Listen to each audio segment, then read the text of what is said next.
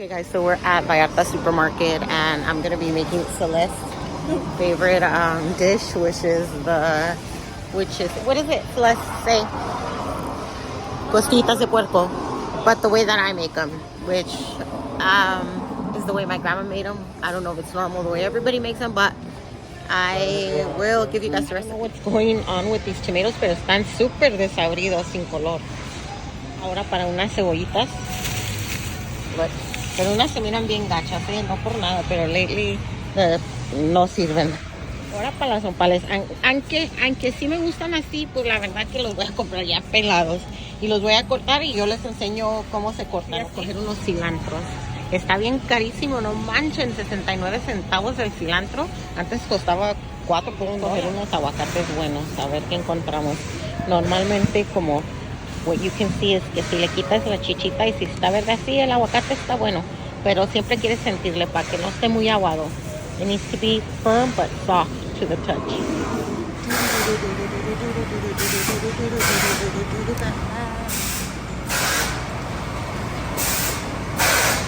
Ahora que ya tenemos todo lo que se ocupa para las costillitas, ahorita que llegamos a la casa, I'll show you guys how to make them. Okay, so ya llegamos a la casa and I'm gonna start getting these ready. If you could see, I bought a little over 3 pounds. And this is, you want to get this kind of costilla because I'll cut it and that way you guys can see. But you want to get these little ones. I like the little ones. I don't like the big ones. I already put to boil some beans because these go along with beans. And even though we call it chile verde, mine don't come out verde because they only have red tomato. But my grandma used to call them chile verde o costillitas. Costillitas en chile, basically. Así es como se van viendo. Look at them. They're just little. They're tiny pieces. That's how I like them. I like them to be super fall off the bone. Once you have them all cut, and you just kind of directly just throw them in the pot. I don't wash them. I don't rinse them, nothing. Once they're nice, they're almost chicharrón status. You will see how I leave them. And then all the bacteria is gone by then. Really, the way you're going to cut these is that there's these little bones here. Like they're every so often. Here's a bone and here's a bone. So you're going to cut in between. You're going to cut right where the between lines. I don't know if you see my indentation, and you'll just cut along there to make the little cuts. They end up very small.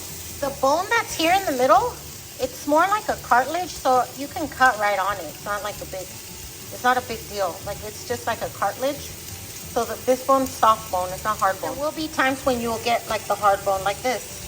Well, most of the time it's cartilage, like something you could chew on. A lot of Mexicans like to chew on the cartilage. Okay, at this point you're gonna add plenty of salt. You definitely want your costillas to have plenty of salt. So you wanna add plenty of it so you could get flavor. It seems like it's a lot of salt, but actually in reality it isn't because you're gonna add liquid to that, remember. At this point we're gonna put about a cup of water. So you're just gonna go ahead and pour the cup of water in there. And as you can see, it stopped sizzling. So now we're just gonna add the lid and let them cook through. I do everything in high heat for these costillas. You'll see how they start coming. Ya le agregué la sal y el agua y toda. Ahora las vamos a tapar para que se cosan bien, you know, so they could get really, really, really soft and cooked. I'm cooking everything in high heat, guys. And then now I'm starting to chop the cactus. I put cactus in mine. Some people don't like it. You can omit it. But I cut these extremely thin. That's how we like them. Ok, ya estoy poniendo a cocer unos nopales y luego ahí van quedando las cositas, se están cociendo, pero ahorita van a ver cómo van a quedar. Los nopales los estoy haciendo separado porque literal no me gusta, bueno, no sé, la verdad que si nomás se las echo ahí se cocinan, pero no quiero hacer eso. Y acá de este lado tengo un experimento que les estoy enseñando a la gente. Okay, this is what it's looking like. That water's starting to dry up, and it'll start drying up, and it'll release all the grasita, all the oils. This is gonna be so good. Okay guys, so I just took the lid off and they're getting like this, and what we're looking for is for all of them to be similar to this, because when we add the liquid, all that beautiful brown color is gonna go away. So quieres que se quede that color, por eso las quieres casi quemadas, pero ahorita van a ver, ahorita que ya estén, yo les enseño. Okay, so this is what we're looking at. Now they're starting to sound y verse como chicharrón. Yummy. But they're still not good enough. They still need to be more crunchy.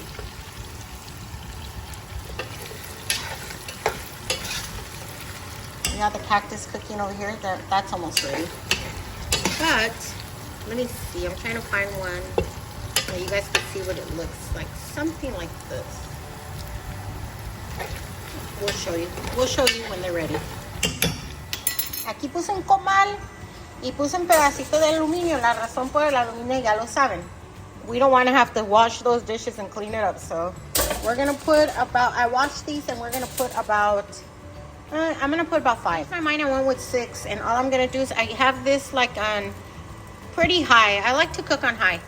And then I'm just going to cover them a little bit just so they could kind of steam up. And then we'll go from there.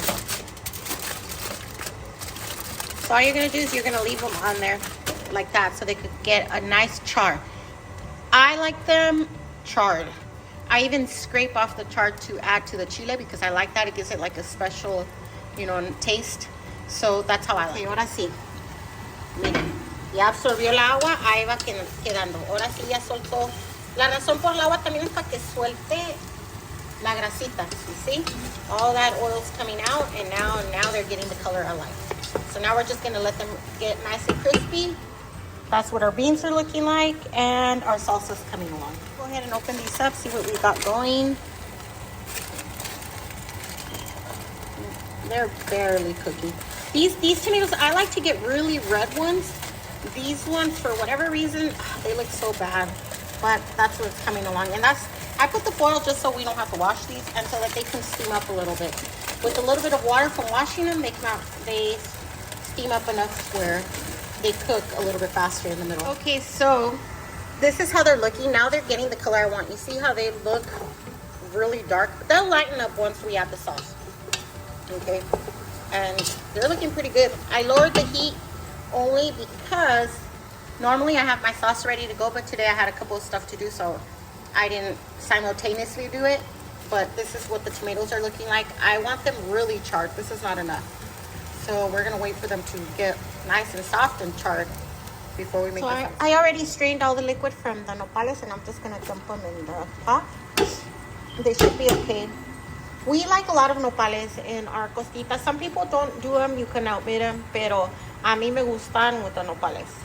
Like, that's the way my grandma used to make them, and that's the way, well, especially my daughter Celeste loves them that way. And this is, you'll see once they're done, they're so delicious. I love them. This is one of my favorite dishes growing up. And she's had it from so many other places. And her dad has made them for her. And to be honest, she's like, nope. They are definitely not my mama's costillitas, so I'm making them for her. So así se van a ver los tomates. That's what the tomatoes should look like. I'm going to put a good chunk of onion. It's a little bit more than half. And then I'm going to get this little spoon and I'm going to put, this is like a teaspoon. So it's like a teaspoon of garlic. I made this myself, but you can also use chopped garlic from a container, or you can use 3 or 4 fresh garlic. I mean, you know, we're Latino, we're Mexican, we like the cebolla and the garlic flavor most of the time. You're gonna put nor suiza to taste. You just, however much you like it, you'll be tasting the chile as it goes. That way you know if you're gonna have to add more or not. And then I'm gonna add first 1 cup of water. I'm using this chile de árbol that's already toasted. You can also get it without being toasted and you could toast it yourself, but I like to get it this way porque luego pues uno está tosiendo un chingo cuando hay, no, está asando los chiles, o así ya más fácil. It's ready. I'm gonna add, I think I'll add like maybe, not too many, because my daughter doesn't like it too spicy. My husband, he doesn't mind, but I think like 5. I'm gonna go ahead and put those 5 in. We'll go ahead and add the cup of water. And then we'll go ahead and blend that. Put the lid on y vámonos.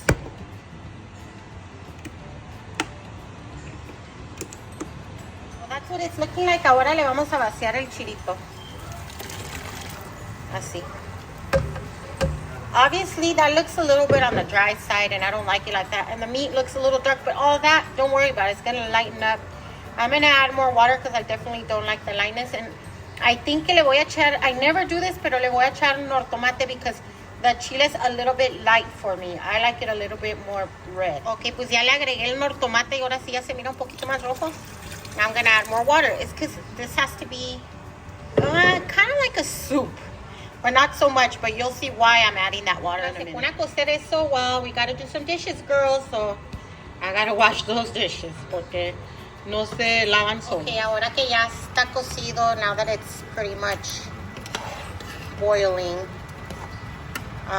now it's looking better. You see, it's getting color.